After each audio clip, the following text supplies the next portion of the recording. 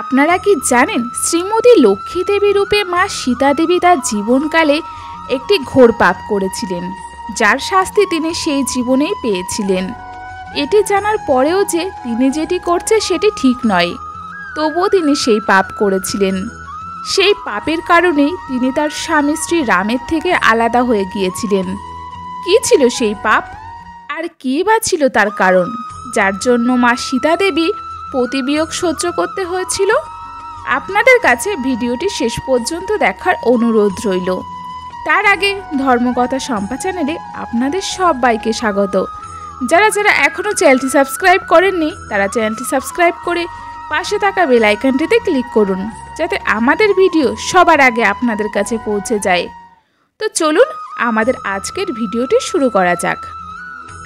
এই কাহিনীটি হলো যখন মা সীতা দেবী অবিবাহিত ছিলেন সেই সময়কার কথা। একদিন মা সীতা দেবী বনের মধ্যে তার সখীদের সাথে ঘোরাচ্ছিলেন। তখন তিনি একজোড়া টিয়া পাখি দেখতে পেলেন, যারা খুবই সুন্দর ছিলেন। টিয়া পাখি দুটি নিজেদের মধ্যে বার্তালাপ করছিলেন। মা সীতা দেবীর বড়ই আগ্রহ হলো যে টিয়া পাখি দুটি নিজেদের মধ্যে কি কথা বলছে। মা সীতা দেবী সেই টিয়া পাখি দুটির কাছে গেল এবং তিনি শুনতে পেলেন তারা মা সীতা দেবী ও তার প্রতি শ্রী রামের বিষয়ে নিজেদের মধ্যে আলোচনা করছে। পৃথিবীলোকে শ্রী রাম নামের এক বড়ই সুন্দর রাজা আছে, তার পত্নী হবে মা সীতা দেবী। শ্রীরাম তার পত্নী সীতা দেবীর সাথে অনেক বছরই রাজ্য পালন করবে। সত্যযুগে শ্রী নারায়ণ শ্রীরাম ও মাতা লক্ষ্মী দেবী মা সীতা দেবী রূপে অবতীর্ণ হয়েছিলেন। দেবী সীতা টিয়া পাখি দুটির কথা শুনে ভাবতে লাগলেন, এরা তো আমার বিষয়ে কথা বলছে। আমি যদি এদের আমার সাথে ধরে নিয়ে যাই তাহলে আমার জীবন সম্পর্কে সমস্ত কথাও জানতে পারবো।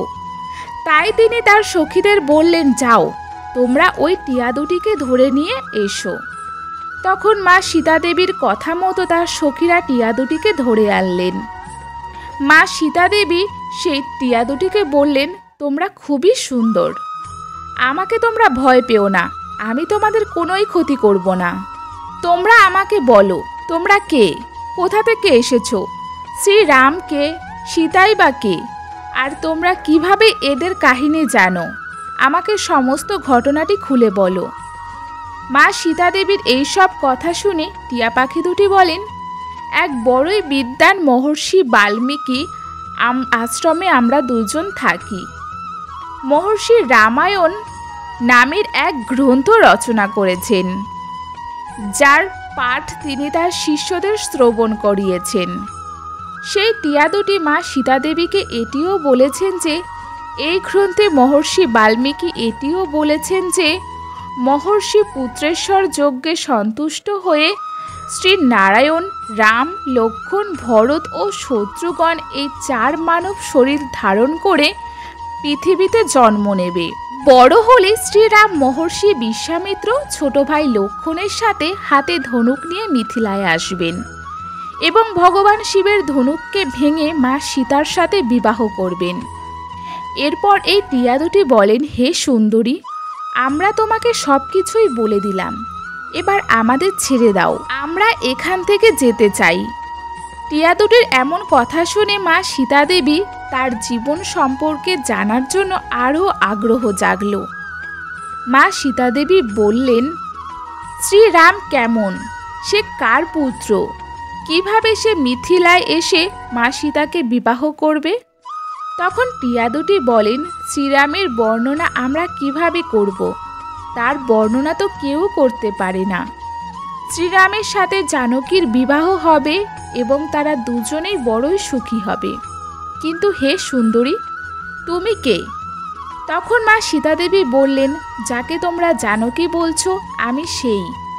নিজের ভবিষ্যৎ সম্পর্কে জানার পর মা সীতা দেবীর আরও আগ্রহ জাগল সব কিছু জানার জন্য, যার জন্য মা সীতা দেবী টিয়া পাখি দুটিকে একটি খাঁচায় বন্ধ করে তার সাথে নিয়ে চলে গেল।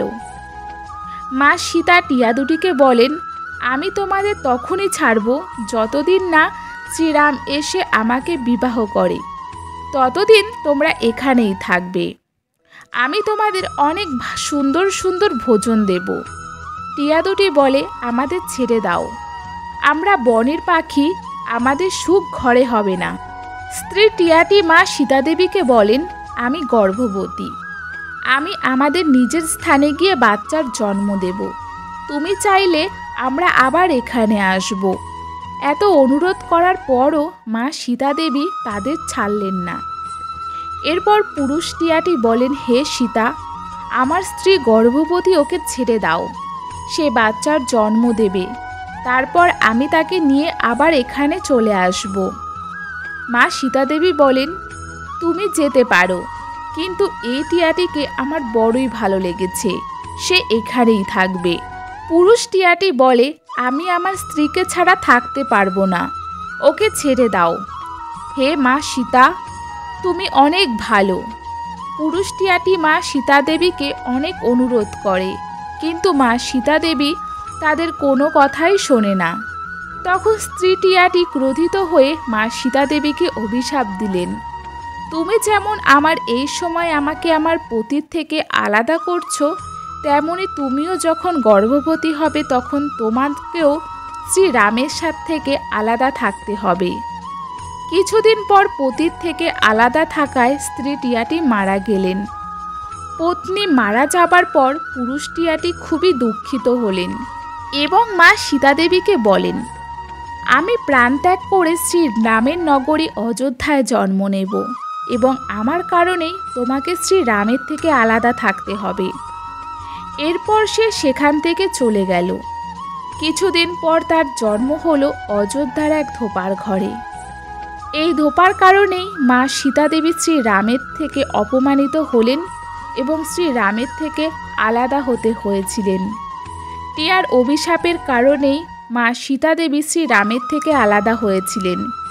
এই জন্য যখন মা সীতাদেবী গর্ভবতী ছিলেন তখন তাকে পতির থেকে আলাদা হয়ে বনে থাকতে হয়েছিলেন।